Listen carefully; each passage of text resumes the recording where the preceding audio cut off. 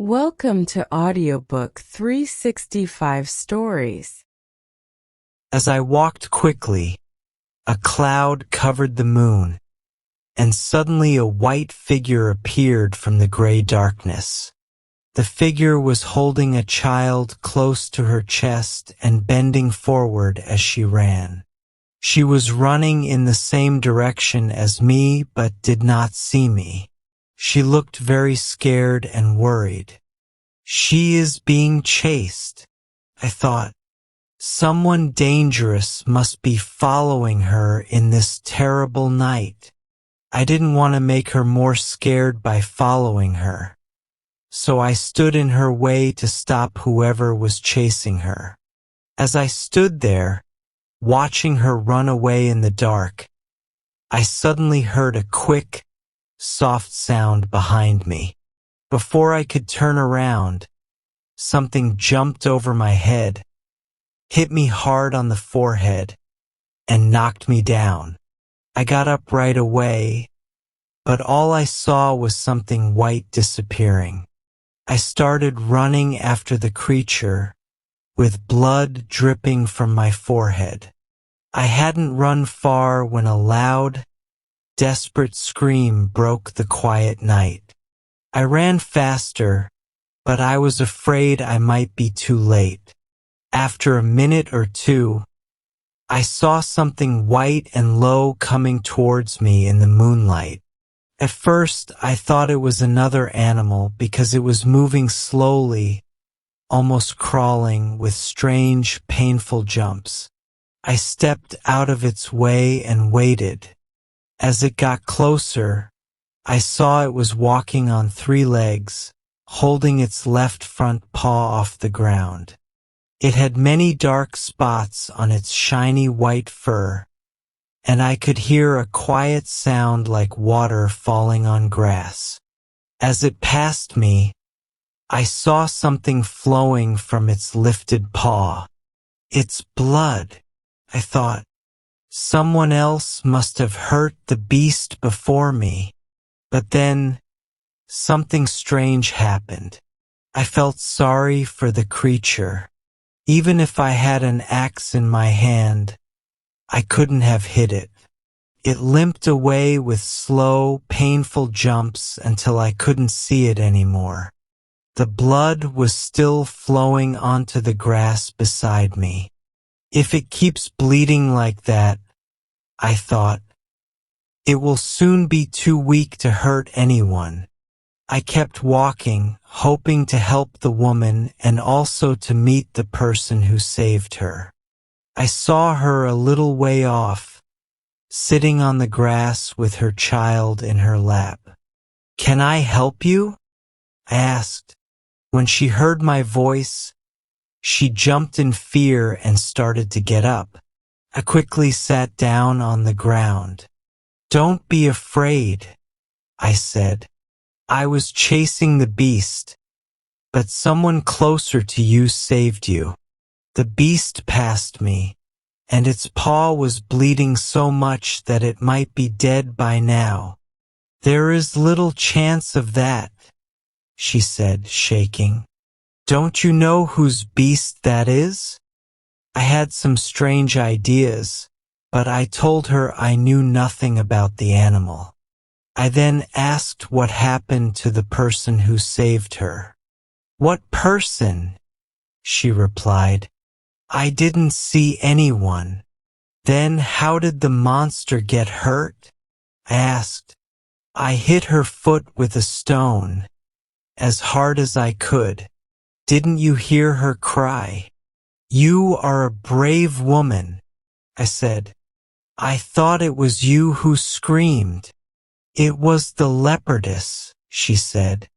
"I have never heard such a sound from an animal. It sounded like a woman screaming in pain. I couldn't scream to save my baby because I lost my voice. When I saw the horrible mouth near my baby's little white neck, I grabbed a stone and hit her hurt foot." "Tell me about the creature," I said. "I am new in this place." You will know about her soon if you are going to Bulika, she answered. Now I can never go back there. Yes, I am going to Bulika, I said, to see the princess. Be careful. You should not go. But maybe you are. The princess is a very good, kind woman, she said. I heard a small movement. By now, clouds had covered the moon so much that I could barely see the woman. I was afraid she might try to run away from me. You are safe with me, I said. What promise would you like me to make? I can tell by the way you speak that you are not from Bulika, she replied. I will trust you. I am not from Bulika either.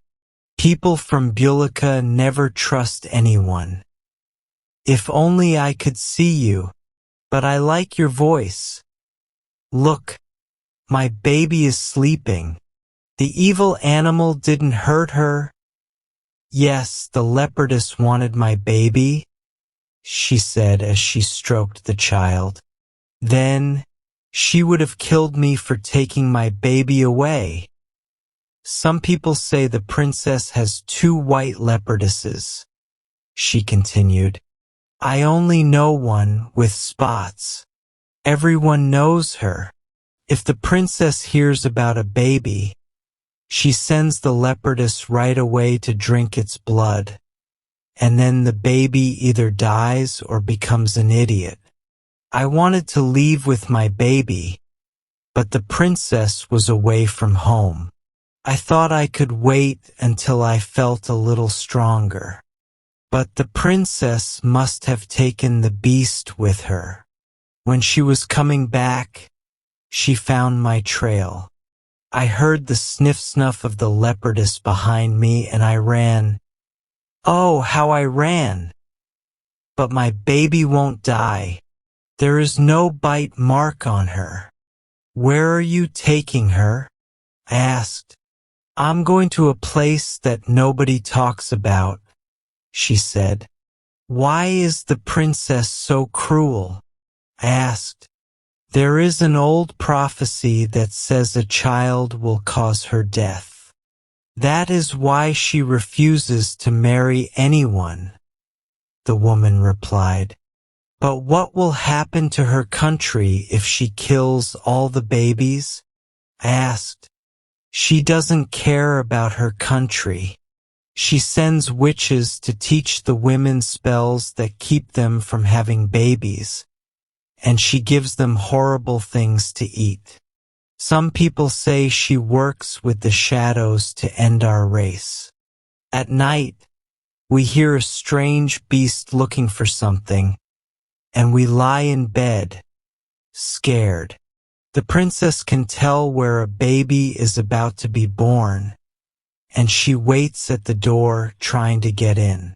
There are words that can chase her away, but they don't always work. But here I am talking too much, and the leopardess might already be back home. Her mistress could be sending the other one to come after us. As she finished speaking, she stood up quickly.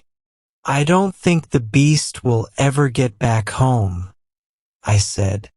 Let me carry the baby for you. I stood up as well.